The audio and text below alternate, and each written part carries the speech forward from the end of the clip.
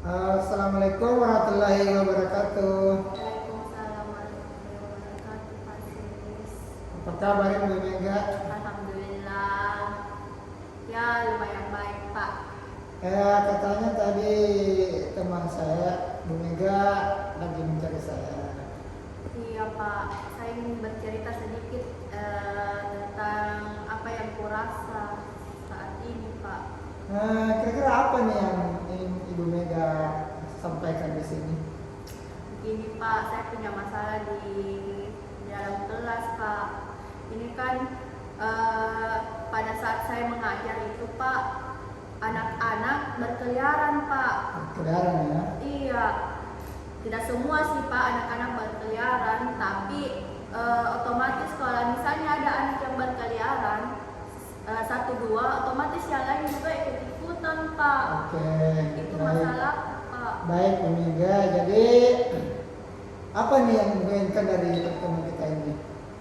Saya ingin sedikit cerita sama Pak Asis. Mungkin dengan bercerita sama Pak Asis, mungkin saya bisa lega sedikit. Iya. Yang kedua, beban saya sedikit ringan. Mungkin ada masukan juga dari Bapak. Seperti itu, Pak. Makanya saya dari tadi cari Bapak. Oh iya, jadi sekarang situasinya seperti apa ini di kelasnya Bu Mega? Gini, Pak, kan saya mengajar tematik. Terus saya putarkan video, Pak. Saya sediakan proyektor, laptop, dan lain-lain sesuai dengan apa yang diinginkan anak-anak. Tapi, Pak, ada satu dua murid itu, Pak, saat saya mengajar pakai media tersebut, dia senang. Saking senangnya itu, Pak, biasa dia lari ke depan, ke belakang lagi, ke depan lagi, Pak, untuk melihat lebih jelas lagi itu, Pak. Layar. Iya, Pak, seperti itu, Pak. Tadi kan kemudian anaknya berkeliaran. Kira-kira apa yang mempengaruhi sehingga seperti itu berkeliaran? Iya, Pak, mungkin dia senang kalau saya mengajar pakai proyektor, Pak. Saking senangnya itu, Pak, dia sering jalan-jalan, pergi ke depan, Pak, lihat, oh itu hari, Pak, saya bertanya sama itu anak, duduk, dan tidak, Bu, saya mau lihat jelas. Kalau di belakang saya tidak kelihatan seperti itu karena dihalangi sama temannya. Terus jadi saya pindahkan, Pak, di depan. Saya pindahkan di depan, tetap saja dia berdiri, Pak.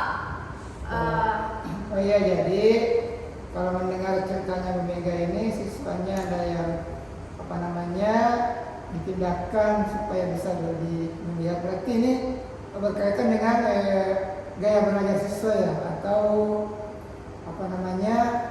asesmennya ya, mungkin bisa. Iya, Pak, dia sepertinya terlalu aktif, Pak. Kalau duduk saja dia tidak bisa konsentrasi dengan pembelajaran. Oh begitu ya. Jadi sekarang ini kan seperti apa situasinya? Saya ingin, Pak, situasinya murid saya tenang dulu pada saat saya memberi materi. Saya sudah sebelum saya memberi pembelajaran, sebelum saya mengajar, saya kan menanyakan kepada anak-anak terlebih dahulu apa yang mereka inginkan. Apakah saya harus belajar menggunakan buku saja, atau saya harus menggunakan media, atau saya putarkan proyektor, seperti itu, Pak. Terus dia memilih sendiri. Kan ada kesepakatan kelas di situ, Pak. Oke. Kelas ya. Iya, saya sudah tanya, dia sendiri yang meminta bahwa kalau saat pembelajaran dia harus tenang, Pak, duduk di tempat masing-masing. Seperti itu, Pak. Tapi ada saja murid saya yang melanggar. Oke, jadi dengan kondisi yang diceritakan ini, kira-kira apa yang bisa membuat itu terwujud? Ini langkah-langkah apa yang bisa Ibu Mega lakukan untuk mewujudkan pembelajaran yang diharapkan? Pertama, Pak, saya sudah melakukan sesuatu, Pak. Saya tanya kepada anak itu, "Nak, kenapa nggak bisa tenang saat belajar?"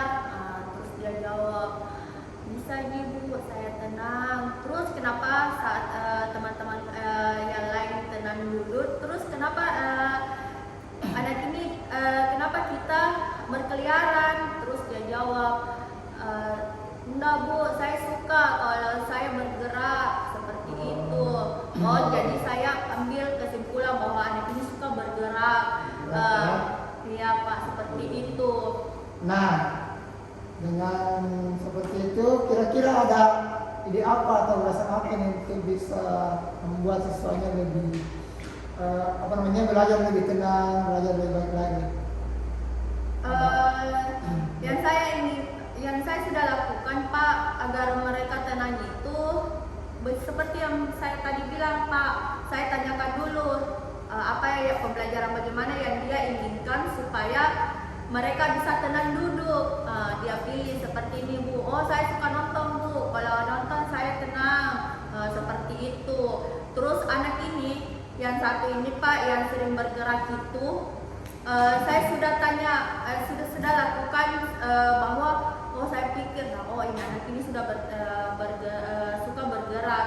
Jadi pas waktu memutarkan video Pak, saya panggil ke depan, sini nak, coba peragakan tarian. Kan misalnya saya memutarkan tarian di kelas 4 itu ada tema budaya kan Pak. Yeah. Terus saya di situ ada tarian, coba supaya dia bergerak karena dia bilang saya suka bergerak Bu, saya malas diam duduk saja.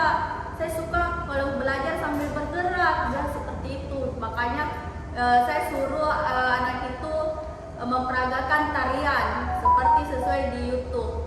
Seperti itu Pak. Oke, jadi Bu Mega sudah melakukan berbagai cara untuk mengatasi siswa yang tadi ini gaya belajarnya suka bergerak.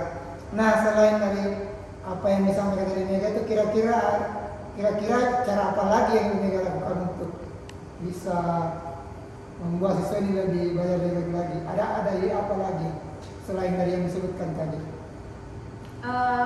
Ada juga Pak metode yang saya lakukan, tergantung dari tema ya Pak. Kalau misalnya memungkinkan anak ini untuk keluar belajar, saya biasa izinkan Pak. Nah, kalau mau keluar saja, tapi harus belajar ya di luar, di taman kan. Kebetulan di sekolah saya ada taman baca. Boleh di situ duduk belajar, tapi harus belajar ya tentunya dengan pengawasan saya. Seperti itu yang saya lakukan. Oke, baik. Tadi kan untuk kelas berapa ini? Kelas 4 ya. Tentunya di kelas 3 sudah pernah diajar oleh guru yang berbeda. Kira-kira apa Ibu Mega sudah melakukan komunikasi dengan guru yang mengajar sebelumnya atau guru kelas 3-nya, atau kira-kira siapa yang bisa membantu Mega untuk membuat siswa ini bisa belajar dengan baik? Sudah Pak, saya komunikasikan sama guru kelas 3-nya. Saya tanya, bilang gimana ini anak waktu di kelas 3. Terus guru tersebut jawab, memang seperti itu gayanya. Dia bawa sampai di kelas 4. Bahkan saya sudah berkomunikasi di guru kelas 1, kelas 2, dan kelas 3. Memang anak ini tidak bisa tenang, dia dominan aktif. Dia tidak bisa kalau misalnya hanya duduk menulis seperti itu. Dia harus pergi di sekitar kelas untuk mengganggu temannya, menanyakan sesuatu, terus dia kembali lagi di mejanya sambil menulis, seperti itu Pak. Oke, jadi kira-kira Ibu Mega ini punya punya solusi apa untuk mengajar anak yang memiliki tadi gaya belajar yang kinestetik ya, yang suka bergerak, dan kira-kira siapa yang bisa membantu Mega untuk bisa membuat anak ini belajar lebih baik lagi dengan gaya belajar seperti itu? Siapa bisa membantu ya? Saya sudah beberapa kali Pak memanggil anak tersebut untuk bicara antara saya sama dia saja Pak, melakukan pendekatan khusus. Pendekatannya? Iya, saya tanya karena kenapa sering berkeliaran ganggu temannya belajar ya. Terus dia jawab Bu, dia jawab Pak bahwa eh, banyak begitu banyak Pak jawaban yang dia punya Pak.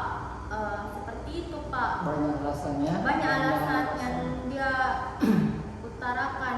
Nah, dengan seperti itu mereka memang memiliki banyak gaya ya, banyak gaya belajar. Nah, bagaimana Ibu Mega bisa mengimbangi anak ini untuk bisa melayani? Karena kan anak ini banyak bergerak. Kira-kira apa solusinya ini bagi Ibu Mega? Bagi Ibu Mega itu solusinya apa untuk anak tersebut? Solusinya saya ingin anak ini diberikan pembelajaran khusus Pak. Misalnya temannya, misalnya teman yang lainnya menulis, saya ingin dia bergerak saja karena memang dia suka bergerak. Mungkin saya akan memberikan pembelajaran yang berbeda dengan anak yang lain, tapi dengan tema yang sama. Iya, gitu ya. Iya. Jadi kira-kira siapa yang bisa membantu Ibu Mega untuk memberikan pembelajaran khusus bagi anak tersebut? Adakah ya teman kerja atau adakah dari pimpinan? Ada Pak. Guru agamanya Pak. Guru agama ya. Iya, kebetulan guru agamanya itu seorang ibu yang mempunyai